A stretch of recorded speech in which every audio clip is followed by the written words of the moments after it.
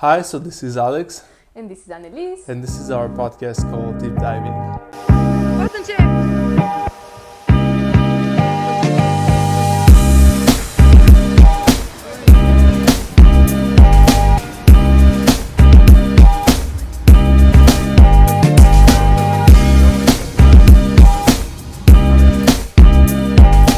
We've been trying to film this actually for quite some time. I mean, like 2 weeks, but More like 3, 4.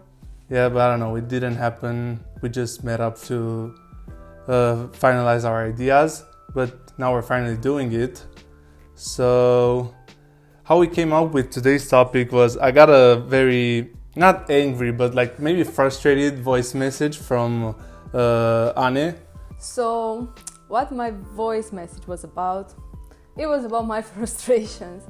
So, I recently enrolled in a program to become a nutritional therapy practitioner, and it made me think like how this is going to make me look in the eyes of others, because I keep posting publicly about the things I'm pursuing, and I recently graduated from psychology. Like 3 years ago, I became a certified personal trainer, and I was taking clients for that. I'm also doing social media marketing and copywriting, and I'm taking clients for that as well. And like posting yet another certification I'm pursuing made me think that I'm going to lose credibility in the eyes of others, and it made me like fearful, like are people going to approach me for my services, or are they going to think that I'm just like all over the place not knowing what career path to choose. Especially now that you also have a podcast. And I have a podcast, and who knows what other interests I'm going to have soon.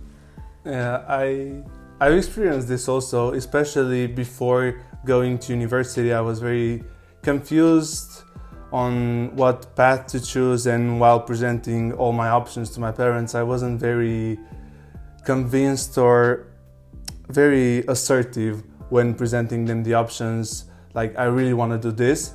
So they kind of saw everything as a maybe, like, okay, he's not gonna do it, he's just thinking about it. But it was the exact same thing where I had multiple passions, and I just didn't know if I was, good enough for any of them, or just to stick to one of them. Mm-hmm. So all this, like experiences like this, made me question, like, is this like a limiting belief of the society that we can only excel in one field? Or is it actually like the harsh reality that in order to achieve mastery in something, you have to stick to one and only one field? I don't know if that's the case. However, I do think that you can master all of them.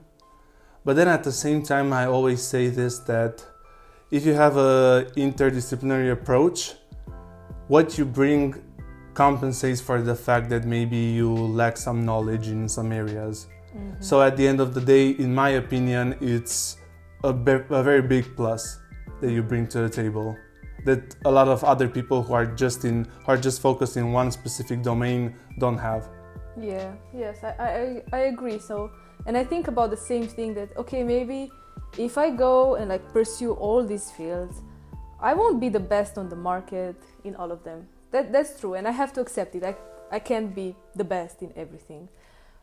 But at the same time, I think they like build on each other, all of these fields, and they make me a more complex professional. Like, for example, psychology blends so well with movement and with nutrition, and like, I don't know, if you take somebody who has nutrition problems, they probably have like underlying psychological like issues or movement issues. So I think they just like all blend very well together. But even like me saying this right now, it feels like it's obvious they blend. So then I'm wondering, like, who am I trying to justify myself to? Like, who are those people I'm trying to justify my choices to? Yeah. Do you feel like, do you ever have this like feeling that you need to justify yourself? So for your interests? Mm-hmm. I don't know. I don't like to justify myself, and I don't do it very often. But I've had instances where I was put in different scenarios or environments that were outside of my field of study, computer science, and they, like the people there tried to, or I mean they didn't try because it wasn't on purpose, but they ended up kind of limiting my interests and my passions to computer science. And I'm like, like people can have multiple interests. It's not like if you're from that field, it's automatically that you just like that and that you're incapable of doing anything else. But then at the same time, I don't want to blame them, and I can't blame them because truly I am the outcast, in my field. And I've also had this, for example, when I was at a screening at the cinema, and afterwards there was like a discussion with a bunch of people, and I was there with one of my friends, and we were talking, and at some point in the conversation, one of the lady asked us like, "Oh, are you guys studying film?" And I said, "Oh no, we're studying computer science," and she was so like shocked. She was like, "Oh my God, do people from computer science actually come here?" I'm like, "Yeah, of course they come, So I don't know. It's somewhere in the middle. It's not their fault, but then at the same time, if you see a pattern in the people from one specific domain, then you kind of start to generalize without thinking. Yeah, that's true. I know you had a lot of experiences like that, and it's funny to me because I know like who you are, and it feels funny that people tend to put you in that box just by the field you study. It's like just by the way you look, it's like obviously you have other interests. Yeah. But at the same time, like, do you really think you're the outcast? Because I know other people who study computer science or who are already software engineers, and I feel like all of them have so many like fun interests. Like some of them are like outdoors type of persons. I have a friend who's like kind of like a professional dancer, and she does battles and stuff. And it feels like, in general, people from computer science, maybe because they have to spend so much time in front of the computer, I don't know, I'm assuming, they start pursuing more like liberating and free stuff outside the job. I also feel that people who do software engineering, they're both like analytical and creative, because I assume it's like takes some creativity to write code. Is how you say write code? Yeah. Yes. So it's like kind of obvious that creativity needs to manifest somewhere outside the screen. Yeah, I mean, there definitely are some cases that, turn out to be the way you said it. But I don't know, reality and what I've encountered in my school and also while doing an internship, it was that the reality kind of confirmed my theory that most people that go into this field, like this is their passion and this is what they like, and you can't blame them for that, because even when I get the chance, of course I'll talk about my passions, and considering the fact that I don't talk about computer science, that might be a sign that maybe I chose the wrong university, or that I'm just not that interested in this. So you can't blame them for even talking about this while they're on their free time, or when they hang out. Yeah, that's true. Do you ever have this fear that you're going to like miss your chance to be good at something because you're like running for other stuff at the same time, like you're pursuing so many things at the same time, and don't you ever have this fear like you're going to miss your chance to actually be good at one thing? Like, do you feel like we should actually just like pick one thing, focus on that, and then just keep the other things as what they are, interests, hobbies? Yeah, you know what this sounds like? No. This sounds like a fear of commitment. Yeah, I've encountered it also. It's maybe I don't know, because yeah, it is a fear of commitment. I've encountered it so many times where I was like, I don't know if I want to stick to this thing, because okay, if you stick to this thing, then you have to dedicate yourself to it. Yeah, but that sounds also kind of like a fear of responsibility. Like if you say about yourself that you're this, then you have the responsibility to be good at it, like to actually give your best in it, to give, I don't know, put all your interest and focus on it, you know, not to do things like with half measure. So I think, I don't know, sometimes I'm wondering, like, is this also a fear of responsibility? Kind of like me doing more stuff is going to give me an excuse while I'm not excelling in any of them. Like, okay, maybe I'm not excelling, but look, I know this, and this. Yeah, well... Because like I can't confidently say, I'm a social media marketing specialist. I'm like, no, I write some posts, I do some designs, I help some companies, some brands, but like, don't put me in that box. Yeah, well, I don't know, it kind of seems like, you know, we always complain about everything, lack of responsibility in fear of commitment. Yeah, exactly, fear of commitment that also translates into relationships. Oh, I'm afraid to, you know, be in a relationship because of the commitment. It translates into the place we live in. Like. Yeah, so we just do the podcast so that we can complain to the people on the internet about all our frustrations and online therapy. all the things that maybe to others sound very privileged. But I don't know, at the same time, I do think that it's, and I hope at least, that it's helping some people that are gonna maybe stumble upon this episode and they're gonna think that, oh yeah, there are other people who think like this and who encounter these problems and I'm not the only one. And for others, maybe it may challenge their way of thinking about what society tells them they should do or that they shouldn't do. We always blame it on society. Yeah, society is at fault for everything. Like, who's society though? We're part of society, but it's funny, yeah. At the same time, I'm thinking now that maybe a lot of people experience what we do, and maybe a lot of people have a lot of interest and they're not like 100% sure that this is the way, but maybe also because of social media, they choose to just like present one side of themselves, so they like give like credibility to others.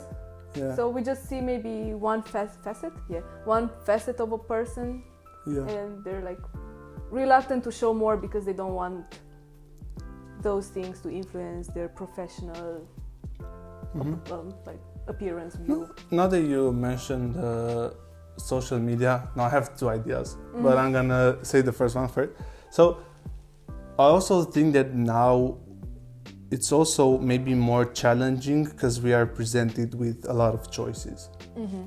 Like you can do this, and this, whereas in the past, you know, if you went to university, and especially in Romania, you could either be an engineer, a doctor, a lawyer, you know, so even if you didn't like it, you kind of chose something and stuck to that choice, you know?